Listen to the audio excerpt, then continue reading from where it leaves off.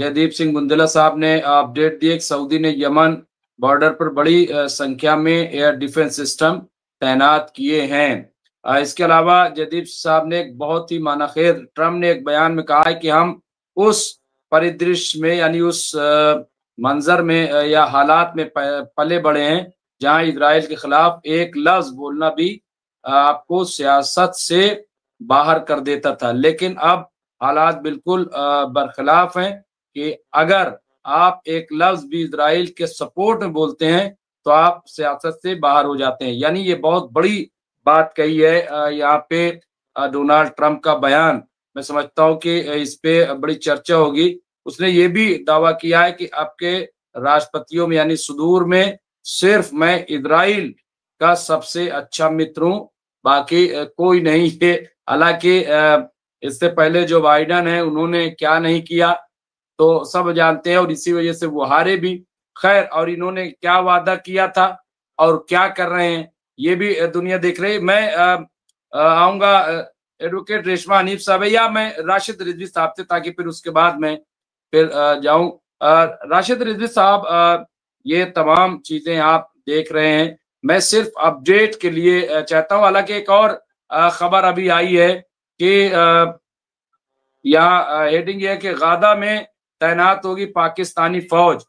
तो ये जो है गादा में पाकिस्तानी फौज, क्या इसमें कितनी सच्चाई है, क्या है और किस तरह से, क्योंकि पहले जो लिस्ट आई थी कल हमने जिसका जिक्र किया था उसमें पाकिस्तान, अफगानिस्तान या तुर्की इनका जिक्र नहीं था। ये अब कैसे ये नाम आ रहा है इस पर भी हम बातचीत करेंगे। राशिद रिजवी साहब, क्या अपडेट है? और इसके साथ साथ जो यूएई में जो वहां पे इजरायली फौजी कंपनी कायम हुई है उस पर भी आओ प्रश्न। राशिद रिजवी साहब।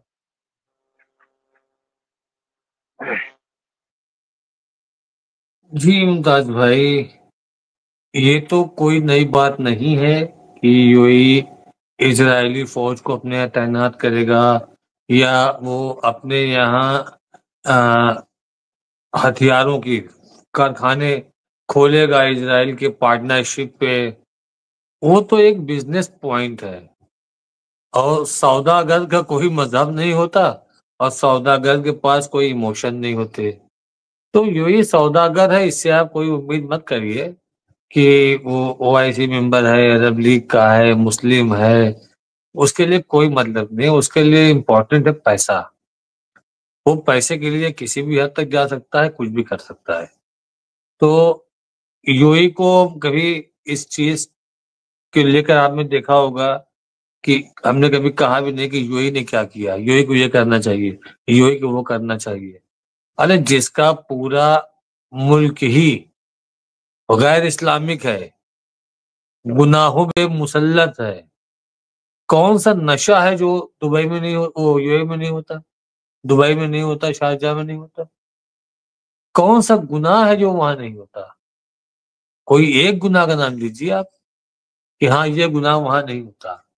वहां पर सूद चलता है, इंटरेस्ट पैसा भी चलता है, वहां पर अय्याशियों का बाजार चलता है। पूरी दुनिया की शराब, पूरी दुनिया की बात मैं कर रहा हूँ, पूरी दुनिया की शराब जो ब्रांड है, आपको हो सकता है कुछ ब्रांड इंडिया में नहीं मिले, कुछ ब्रांड आपको चाइना में नहीं मिले, कुछ ब्रांड आपके रशिया को नहीं मिले, लेकिन ये इनका ब्रांड आपको यूएई में मिल जाएगा। तो जो यूएई के हालात हैं वो बहुत अच्छे नहीं है। आप यूएई को नहीं कह सकते कि यूएई को इसमें आना चाहिए, यूएई को मदद करनी चाहिए, यूएई को आवाज उठानी चाहिए। ये ताजिर लोग हैं, बिजनेसमैन लोग हैं, सौदागर लोग हैं, इनको कोई मतलब नहीं है। इनके घर के भी कोई लोग, मैं तो आपको आज भी कहता हूँ कि इनके घर के भी किसी लोगों के साथ कैजुअलिटी हो जाती गाजा में या वेस्ट बैंक में या जो कतर में अटैक हुआ था उसमें, इनके घर के भी किसी पर्सन की कैजुअलिटी हो जाती तो भी वो उसको इतना ज्यादा सीरियस नहीं लेते। उनका खाली एक ही है, एक सूत्री कागज जिसको आप कहते हैं कि पैसा कमाना, पैसे के लिए वो आप कह दोगे तो इजराइल के खिलाफ भी बोलेंगे, इजराइल को गालियां भी देंगे, गाजा में जाके बैठ जाएंगे दरी बिछा के, वहीं 2-3 रात गुजार लेंगे। बस आप उनको पैसे की लालच दो कि हम आपके साथ ये धंधा करना चाहते हैं, हम आपको इतना पैसा कमवाएंगे, वो तैयार है। अभी आपने डोनाल्ड ट्रंप की बात बोली थी, जयदीप सिंह मुंडेला जी ने अपने कमेंट में डाला था, ये बात सही है। आज डोनाल्ड ट्रंप ने ये बात कही है कि हम अपने दौर में, हम अपने बचपन में मैंने ये देखा है कि जो इजराइल की बुराई करता था, जो इजराइल के खिलाफ जाता था, उसकी पॉलिटिक्स, उसकी सियासत खत्म हो जाती थी। लेकिन आज वक्त बदल गया है, आज दौर बदल गया है। आज जो भी इजराइल के समर्थन की बात करता है, उसकी सियासत खत्म हो रही है। ये उन्होंने हंसते हुए कहा था, लेकिन कहीं न कहीं डोनाल्ड ट्रंप की इन बातों में सच्चाई थी। इसलिए उन्होंने इस बात को सबके सामने रखा। इजराइल आज भी इजराइल के कहने पर डोनाल्ड ट्रंप चलते हैं, ऐसा नहीं चलते। वरना अर्दोगान तड़प रहे हैं कि हमको हमारी फौज भेजना चाहिए, हमको हमारी फौज जानी चाहिए, हम भेजना चाहते हैं, हमारी फौज भी लगाओ। तो अर्दोगान के साथ एक टेक्निकल इशू है, वो शायद प्लेटफॉर्म पे नहीं आ रही है। अर्दोगान अपनी फौज अकेले नहीं लगा सकते। जो टेक्निकल प्रॉब्लम है वो ये है कि वो नाटो के मेंबर हैं। इन किसी भी नाटो मेंबर की कंट्री को कहीं पर भी अपनी फौज भेजने के लिए जो आपके समूह के मेंबर्स, ग्रुप के मेंबर्स हैं, सबसे आपको अप्रूवल लेना पड़ेगा। ऐसा नहीं है कि आपने अकेले भेज दिया, जाके वो खड़े हो गए, 200 भेज दिया, 500 भेज दिया, 2000 भेज दिया, नहीं। आप चाहे 10,000 भेजो, लेकिन जो नाटो मेंबर्स की एक मीटिंग बैठती है, उस मीटिंग में जनरल बॉडी जिसे आप कहते हैं, उसमें आप अपना प्रस्ताव रखेंगे कि हम गाजा में अपने इतने आदमी भेजना चाहते हैं। वो कहेंगे नहीं आप नहीं भेज सकते, तो आप नहीं भेज सकते।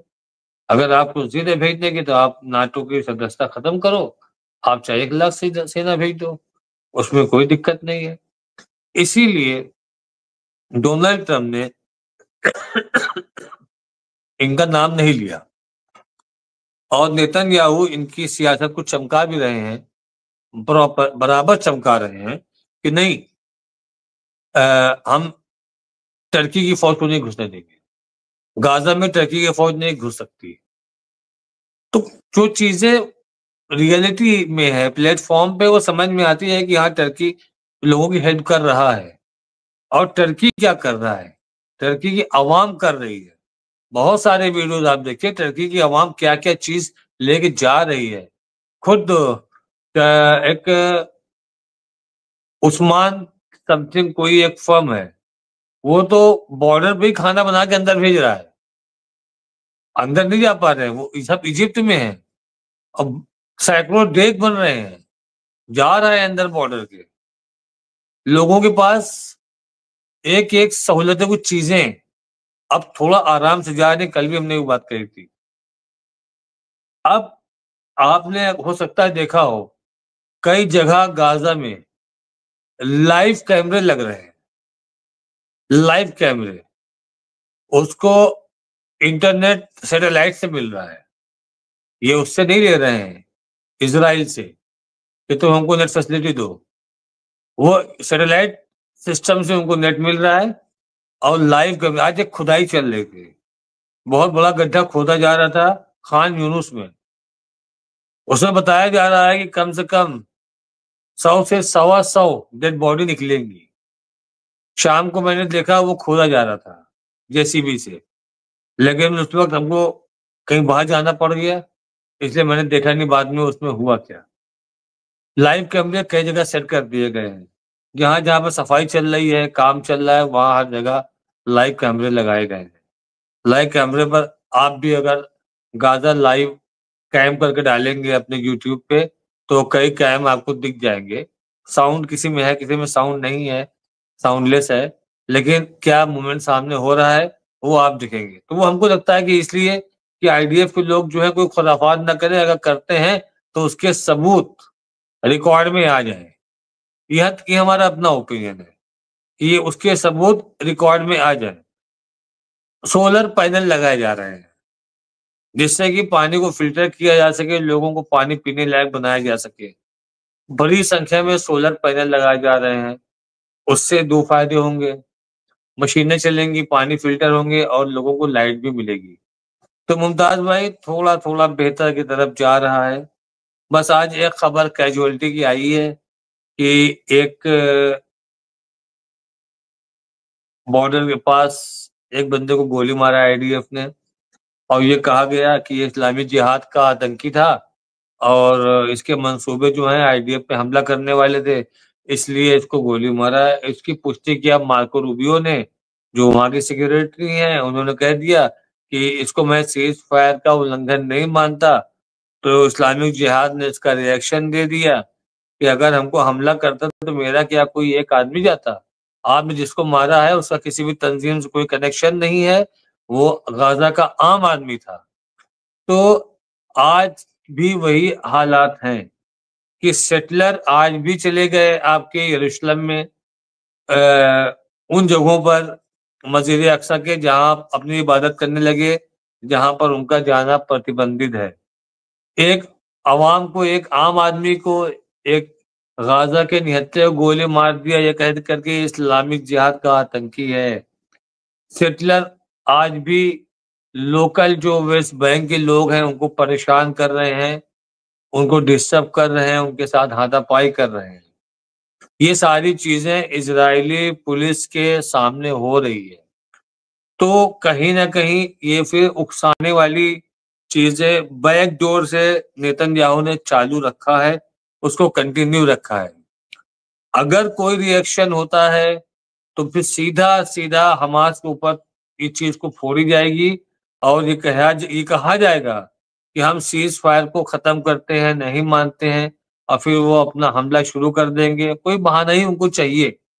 जिस हिसाब से वहां पर हालात देखे जा रहे हैं, आप डिस्टर्ब कर रहे हो, डिस्टर्बिंग एलिमेंट हो। पूरी दुनिया खुश है कि गाजा में इतने रसद पहुंच गई, जेनोसाइड रुक गया, कैजुअलिटीज कम हो गई, लोग खुश हैं, वहां टीवियां चालू हो गई, बच्चे फुटबॉल खेल रहे हैं। पूरा वर्ल्ड मीडिया उधर ही फोकस करके दिखा रहा है, लेकिन उधर नहीं दिखा रहा है वेस्ट बैंक के सेक्टरों को वो क्या क्या हरकतें कर रहे हैं, जिन हरकतों के जवाब में मुमताज साहब, जिन हरकतों के जवाब में 7 अक्टूबर 2023 का घटनाक्रम रचा गया था, वो हरकतें फिर शुरू हो गई।